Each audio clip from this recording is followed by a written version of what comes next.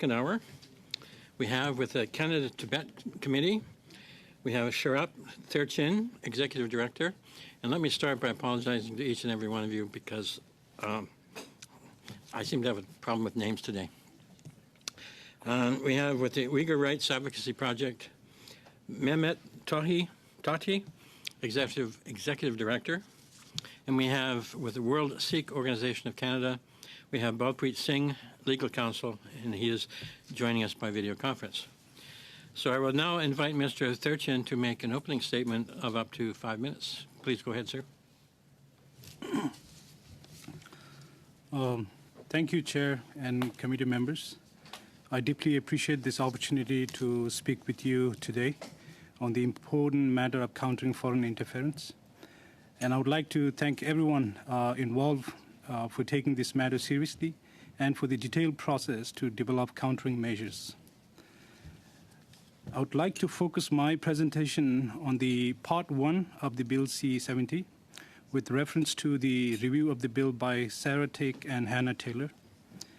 While the review finds many of the amendments encouraging, it points a limitation that Bill C-70 does not propose the addition of a definition of transnational repression to any pieces of the legislation proposed to amend or enact.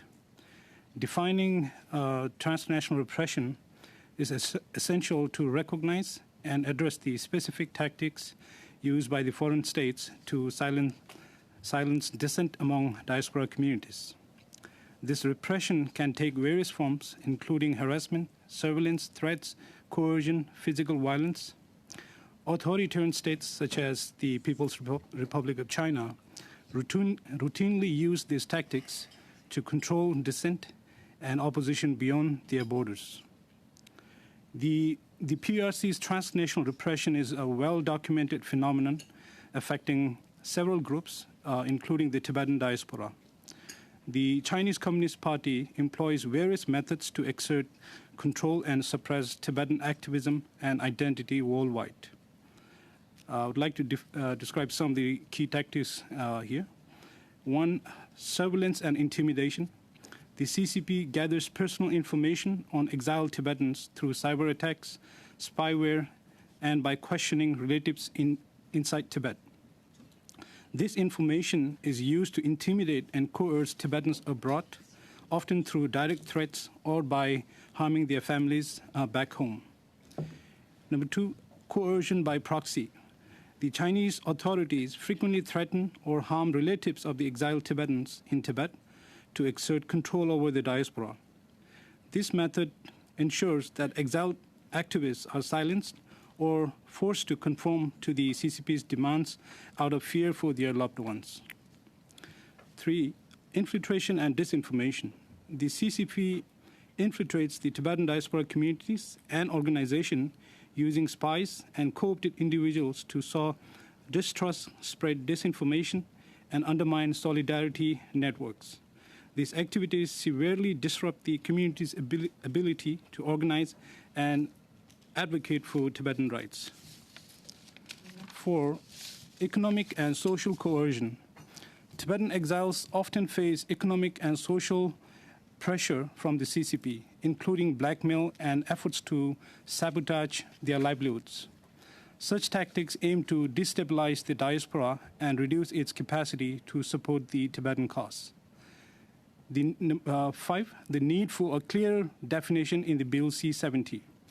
Incorporating a clear definition of a transnational repression in Bill C-70 would enhance Canada's ability to combat such foreign interference effectively. It would provide a legal basis for identifying and prosecuting transnational repression activities, thereby protecting diaspora communities from foreign state harassment and coercion. With this, I would like to offer some recommendations for the Bill C-70. Recommendation number one, define transnational repression. Include a comprehensive definition of the transnational repression that encompasses all forms of extraterritorial control and coercion used by foreign states against diaspora communities. Number two, enhance surveillance and prosecution mechanisms. Strengthen provisions within the CSIS Act and criminal code to allow for robust monitoring and prosecution of transnational repression activities, ensuring that perpetrators are held accountable. Recommendation number 3, support victims and communities. Establish mechanisms, including specialized funds, to support and protect diaspora communities, providing resources and assistance to those affected by transnational repression. And final recommendation, internal cooperation. Foster international collaboration to address transnational repression, working with allies to develop a coordinated response and share best practices. In conclusion, defining transnational repression in Bill C-70 is a crucial step towards effectively countering the PRC's tactics against the Tibetan diaspora and other affected communities. By recognizing and addressing these activities, Canada can better protect the rights and freedoms of all its residents, ensuring a safe and supportive environment for those fleeing authoritarian oppression. Thank you. Thank you. We'll go now to Mr. Tohti for an opening statement of up to 5 minutes. Please go ahead, sir. Thank you. Thank you, Chair, and thank you, distinguished members. I would like to thank for this opportunity to testify today about the critical and pressing issue that we have been advocating for nearly decades. It is countering foreign interference. As a fervent advocate for the Uyghur people and against Chinese Communist Party's ongoing genocide, foreign interference by the Chinese state has had a marked impact on my personal life here in Canada. Chinese repressive and innovative efforts to silence dissidents has attempted to shackle my activism and intimidate me into retreating from speaking out about the devastation of my family, friends, and my community. I have received numerous times threatening phone calls from the state police directly and messages, hearing the most wild things being said about my loved ones. As a Canadian, my rights to exercise free speech and assembly have been attempted to be curtailed by the Chinese government all the time. Bill C-70 is a heartening response by the Canadian government to my community's experience of transnational repression. Bill C-70 is a significant step forward in addressing foreign interference and protecting Canadian citizens from transnational repression. We talk about transnational repression because in personal level, we do not experience interference. We experience repression by hijacking our family members just for us to speak up in Canada. For that reason, and both Tibetans and Uyghurs, we use the term transnational repression.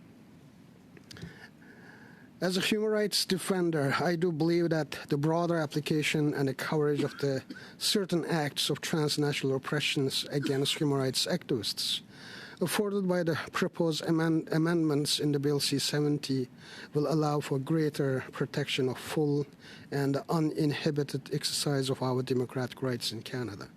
The proposed amendments in Bill C-70 will foster a joint strength among us Canadians to effectively counter threats to the security of Canada and safeguard diaspora communities in Canada and broadly. The expansion of information disclosure to anyone, not just a public official, if deemed to be essential in public interest, will allow for enhanced bureaucratic transparency. Enhancing CSIS's ability to carry out its important functions serves to strengthen Canadians' trust in the agency and its capacity to detect, prevent, and respond to threats from foreign agents, including those from China. Necessarily, Bill C-70's emphasis on international cooperation underpins a crucial and a powerful tactic in countering the global reach of authoritarian regimes such as China. I applaud for the proposed creation of a foreign influence transparency registry, which will enhance the effectiveness of protecting vulnerable diaspora communities, and the proposed appointment of a Commissioner of Foreign Influence Transparency. However, I am a little bit concerned about the absence of Bill C-70 in proposing the addition of specific foreign interference offense to the criminal code, nor does it propose that refugee espionage or online harassment or digital violence be criminalized. Further, given the limited amendments to the criminal code, there are deficient means for the victim of foreign interference to seek redress for the impacts of transnational oppression. It is crucial that government go beyond interference activists carried out in relation to certain political and the government process in all aspects of Bill C-70. The Chinese government's reach extends far beyond attempts at directly interfering with Canadian institutions. My experience of transnational oppression is unrelated to political or governmental process, yet it is assault on my democratic rights, warrant protection as much as upholding the integrity of our democratic processes. Crucially, addressing foreign interference must take a victim-centric approach. Chinese transnational oppression and interference in Canada pose a significant threat to the Uyghur communities and the Canadian values of freedom and democracy. With the introduction of Bill C-70, Canada is making a strong statement against those oppressive tactics. It is imperative that we remain vigilant, stand in solidarity with those affected, and take concrete steps to counter these challenges. Thank you.